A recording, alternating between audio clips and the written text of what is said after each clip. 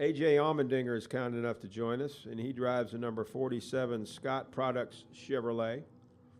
And A.J.,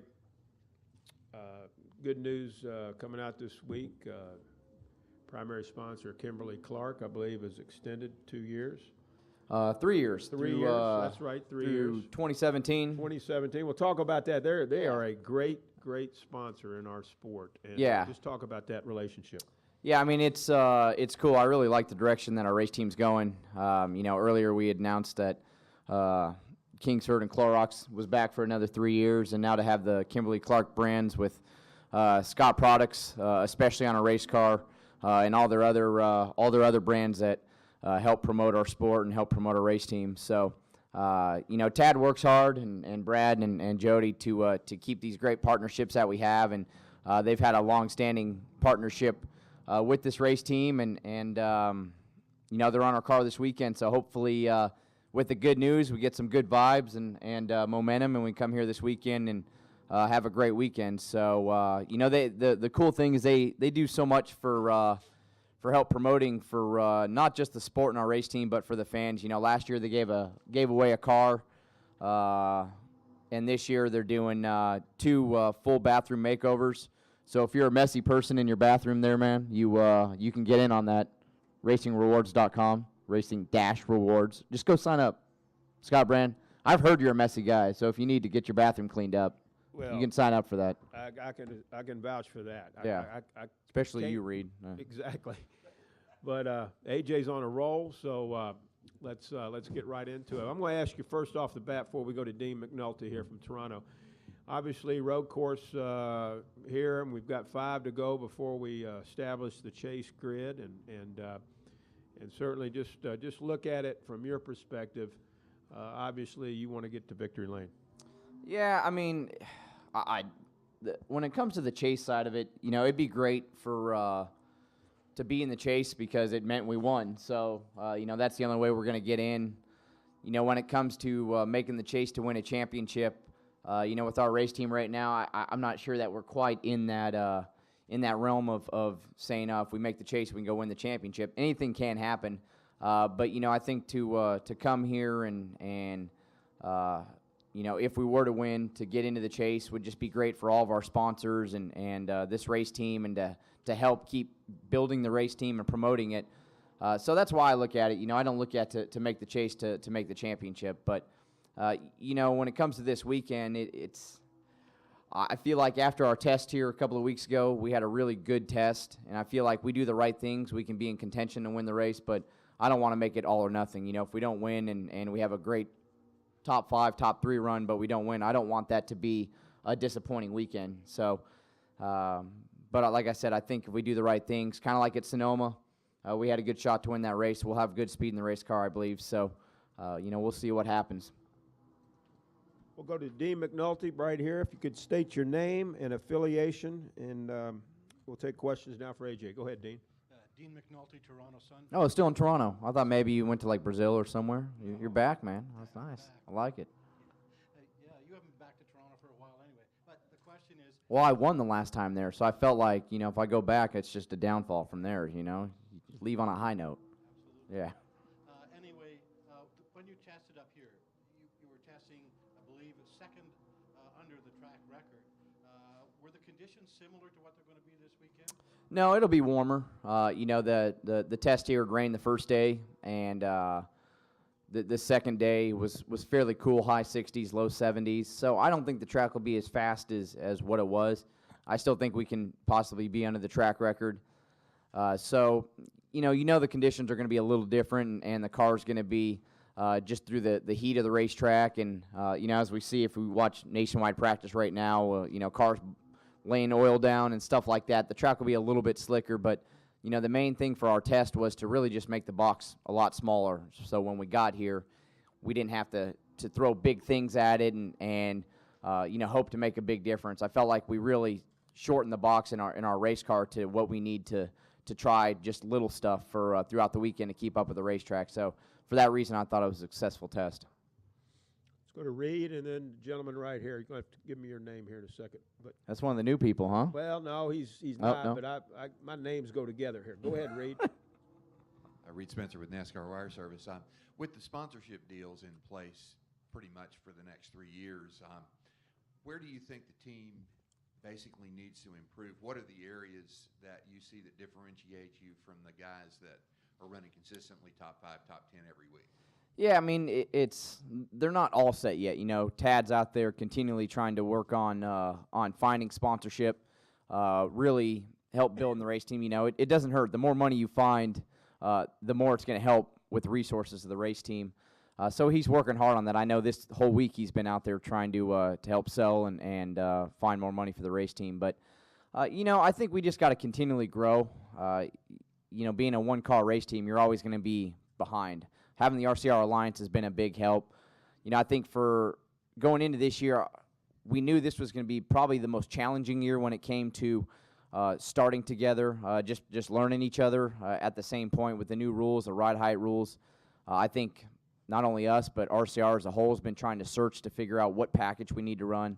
Last weekend at Pocono, I really felt like for the bigger racetracks, was the first time we actually hit on a package that we can make more of a baseline. You know, every weekend we've been trying something, and one week we thought we hit on it, the next week we'd show up to a racetrack and we'd be way off. So I think it's just as we add more resources, and Tad continually goes out there and tries to find more money for us, and Brad does the same thing, you know, that's going to help. But I think just trying to keep updating our cars.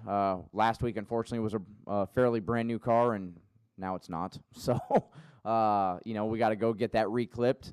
But, you know, just things like that. There's not one spot that I say, oh, this is it, and we're going to make the race team a top 5 race team from that. It's just working hard, and when you're a small team, everybody's got to work that much harder. So I like the direction we're going, as I said, but as Tad keeps reminding me, it's a process. You know, this isn't a one-year deal.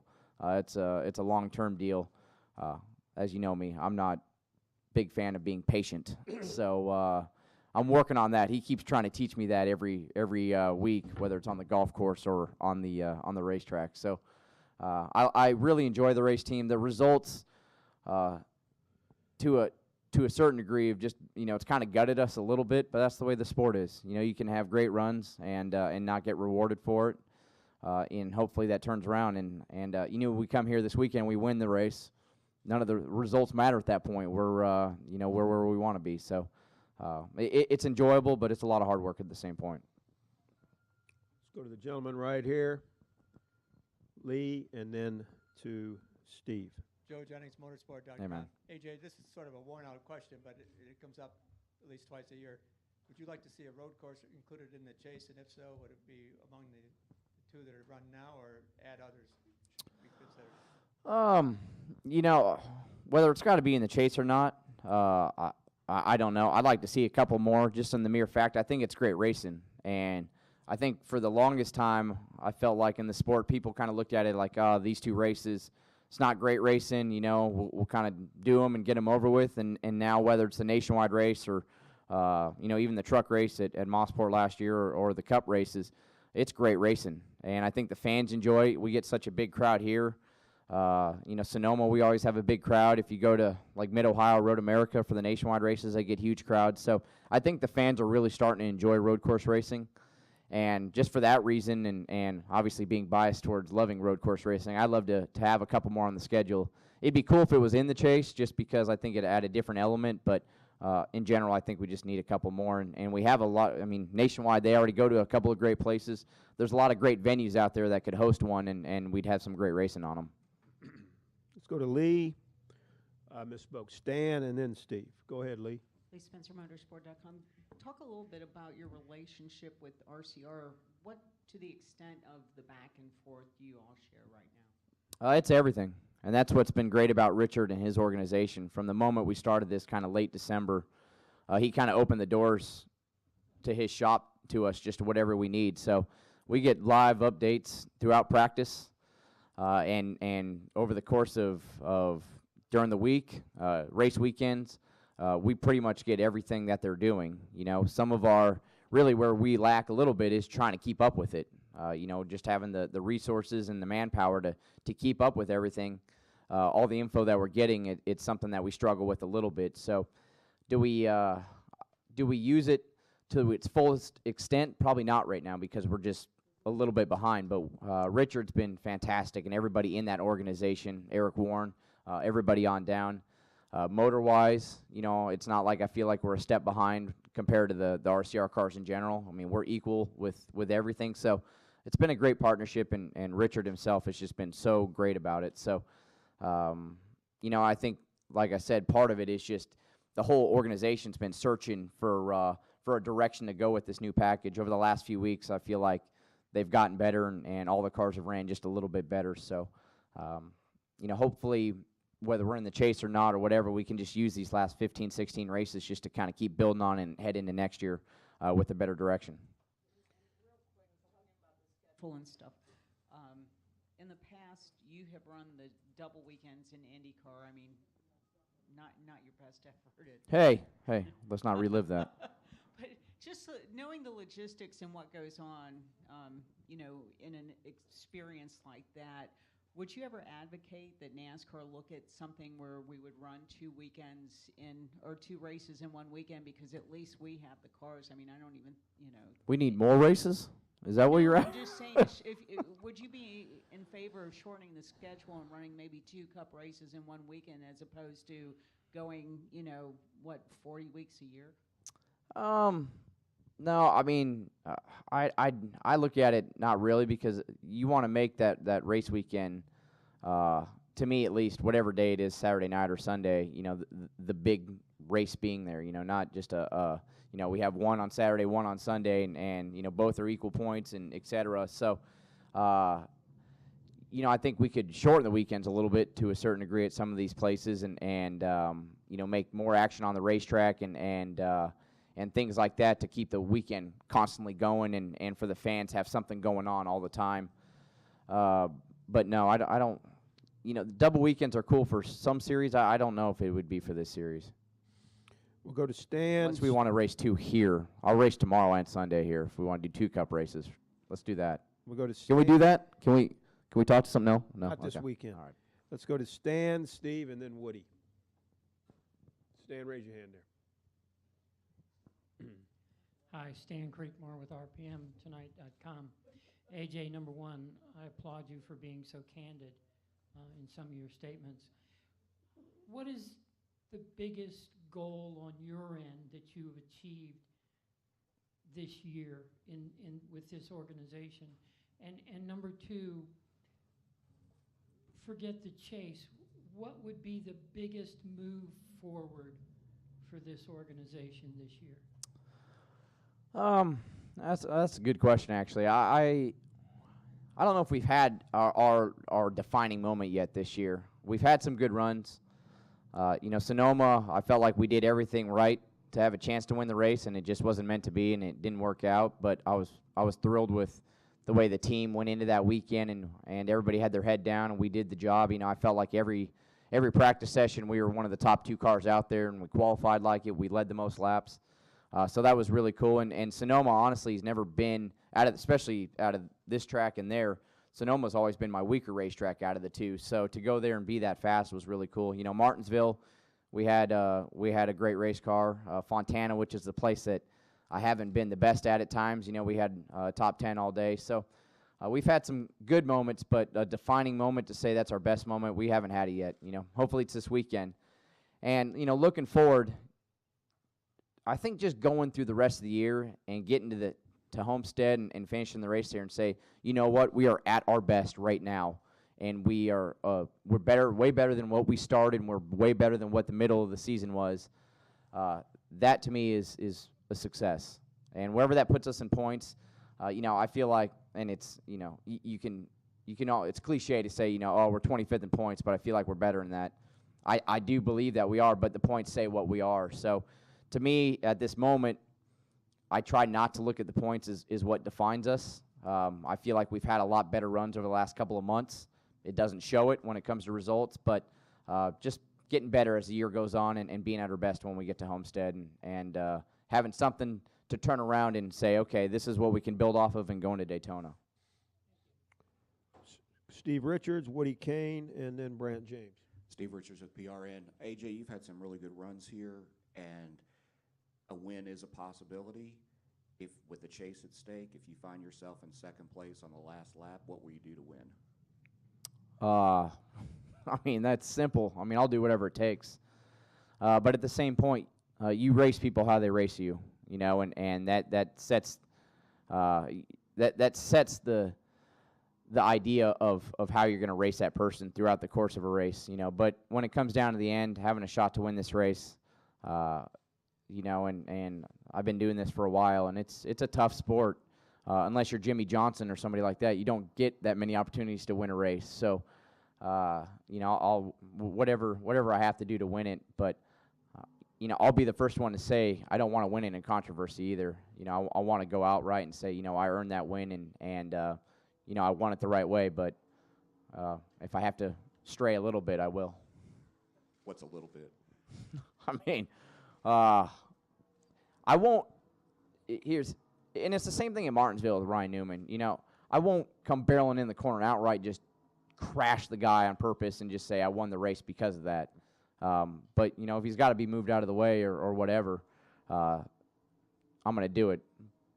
But like I said, it's also set by the idea of how they race me during the race and over the last how many years. As drivers, we all have the people that we know who race us cleaner and who race us harder. And we have that list, and who we owe and who we have to pay back as well. So Let's go to Woody Kane, Brant James, Dustin Long. Woody Kane with MRN. AJ, I'm just curious your thoughts about the qualifying format at a road course, the new format. You did really well with it at Sonoma, and how you think it might play out today. A lot like Sonoma or a little different, or what do you think? Well, Sonoma didn't play out very well because I was the quickest after the first run. Everybody went out there and went quicker. So the old format would have been great. But, no, I think it's fun. And, you know, here, to me, the tires don't wear off quite as quick. So, but it honestly surprised me everywhere we go. There's so many places where I thought, oh, you're going to get one run at it, and tires are going to go off. And we see it every weekend. Guys go back out the second run, third run, and they get quicker. So I think it's going to play out a little bit the same. To a certain degree, Sonoma, because it's a little bit slower and guys can kind of get, although it's hard to get out of the way there as well, but here it's so high speed everywhere, so there may be a little bit more traffic, especially that first grouping. So to get a clean lap is going to be really important because whether you're shutting your car off coasting or you're trying to ease out of the pits and not use your tires up on the out lap and you got somebody on a hot lap, you don't want to get held up. So I think the first group is going to be a little interesting on how you get your clean lap, but I think it's going to play out just the same. You know, you get out there and you're going to have a couple opportunities to get everything you can. Go to Brant James, Dustin Long, Alan Cabana. Brant James, ESPN.com. Taking into account where you are in points and that a win gets you in the chase, is there any sort of mischievous pleasure in how nervous, like you and Marcus Ambrose must be making the guys that are right on the edge of the chase grid on points? You know, I don't even think about it. We all know the format. You know, whether you're 25th in points right now or you're a guy like Casey or Austin or somebody that's right on the edge. You know, it is what it is. You know, we just got to go out there and you know, I've went into this whole week and you know, waking up this morning thinking about, you know, possibility of winning, but you can't get locked in on it. You got to go through the whole process. You know, I went to Sonoma. I woke up Sunday morning thinking, you know, we really got a shot at this thing if everything works out right. There's a lot that has to work out right, though. So I don't even think about it. You know, I'll take it as it comes. And like I said, I don't want it to define our race weekend. If we go there and we sit on pole and we lead all the laps and, you know, it just doesn't work out and we finish third. And I don't want us to walk away and say, well, that's disappointing. You know, that's still a great race weekend for our team. But we'll just see how it plays out and what happens when we get that opportunity. Let's go to Dustin, Alan, and we'll finish with gentleman back there in the back before we hear from Marcos. Go ahead. Dustin Long, MRN.com. AJ, the last 3 years of this track, for as much balance in the competition there has been, it's been essentially the same three guys battling for the win. You don't always see that at a lot of tracks. What is it? Why is it has been Marcos, Brad, and Kyle? You know, the last 3 years, those are the three guys on the last lap essentially battling. They're really good. Yeah, that makes it a lot easier. They're, you know, it's just a feel around this place. You know, but it's also, it's the way strategy works out. I mean, it can be really strange sometimes. You know, I felt like, you know, the previous 2 years that Marcus won, maybe he wasn't the quickest car, and it worked out to his favor to where, you know, the first year, you know, I think Kyle made a mistake on the restart and he got around him, and then the next year with the whole Brad and Kyle incident, you know, and last year was probably the race he should have won and had everybody dominated, and fuel played into a strategy there. So, but it's just a feel around this place. You know, they got really good feel, and each of them know what they want in a car to go fast. Each of them know what they want in a car to be there at the end, and it's also the way the races play out. But you know, there's so many people in this field that I feel like have a shot to win. You know, I think because of those three, it's kind of funny to me that people don't really talk about Jeff or Tony. You know, the guys that have used to dominate this racetrack. They can still show up, and especially with the year with Jeff's having, he can show up and dominate this weekend, and Tony needs to win as well. So there's a lot that can happen, but those guys got a good feel of what they want. And, you know, I know Brad, especially, you know, when I was teamed up with him, said he just really likes the feel of this place and what he knows in the race car. So it helps a lot. But, you know, with the new rules, it could be a little bit different, could be the same. Hopefully I cause a problem for him. Final two questions, Alan, and then the gentleman there in the back. Alan Cavano, NASCAR.com. We were talking about driver aggression. You're a little more even-keeled than I thought you'd be, but are you any more worried about the drivers? I just fake it. Yeah. The drivers maybe coming up behind you who aren't as even-keeled and want to get to the front on a race weekend like this where a win means so much. Drivers trying to get past you. Are you any more on edge about that? No. I mean,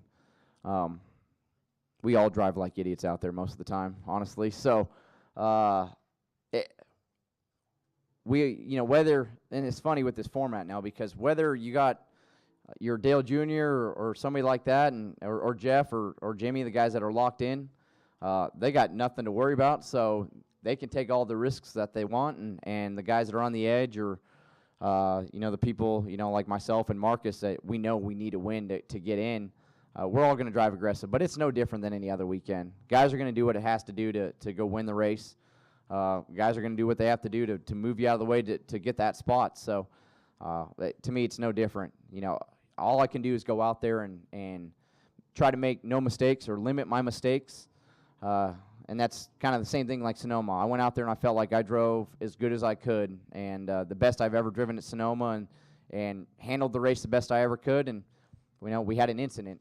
I don't feel like that I made any mistakes there, but it wasn't meant to be. That's all I can do is go out there and control myself. And, you know, I'm more mad after a race if I know that I didn't maximize myself during the race weekend or the race itself. If I get wrecked or something, then it is what it is. Final question. Raise your hand there, please. Hi, AJ. Tyler Burnett, MRN. Go to Michigan next week. Talk about the speed. I'm going to miss you too. Oh, man. Talk about the speed for the first time going there earlier in the season, and then what you're expecting going back to Michigan.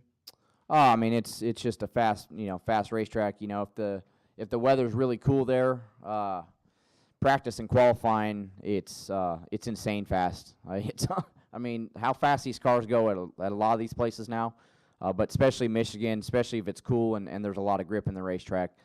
To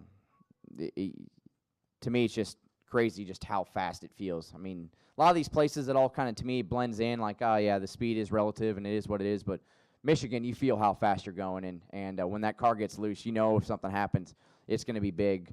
And that place, like a lot of these repaves in general, when the race starts, whether it's cool out or it gets warmer or whatever, just sitting there all day before the race, man, we drop the green and the track is slick, and it's way different. The pace is way slower than it was in practice, and that to me, especially with the repaves, is what makes it so hard to set the car up for, and it's confused me a few times this year, just going, okay, the pace is going to slow down 2 seconds, I think this is going to happen, and you drop the green and the track's still way different and way slicker than you expected. So to me, that's what makes the place so tough. It's fast in practice and qualifying. In the race, it's still fast, but no matter the weather, it seems always a lot slicker just from sitting there all afternoon and getting ready to race.